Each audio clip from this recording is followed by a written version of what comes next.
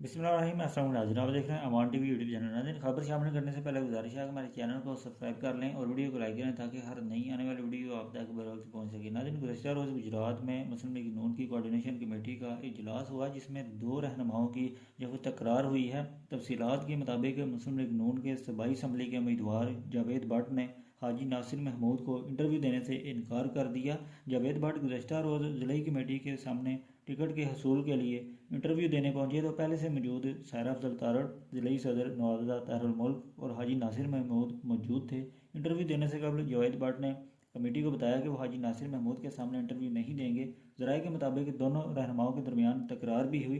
सायरा अफजल तारड़ ने जावेद भट्ट से मुकालमा किया कि आप हाजी नासिर को इंटरव्यू क्यों नहीं देंगे, जिस पर जावेद भट्ट ने बताया कि हाजी नासिर और मैं एक हल्के के उम्मीदवार हैं, हाजी नासिर की मौजूदगी में बात नहीं करूंगा। जिस पर सायरा अफजल ने जावेद भट्ट की बात को दुरुस्त करार दिया और हाजी नासिर को इंटरव्यू कमरा से बाहर जाने की हिदायत कर दी। मज़ीद अपडेट्स के लिए देखते रहें अमान टीवी।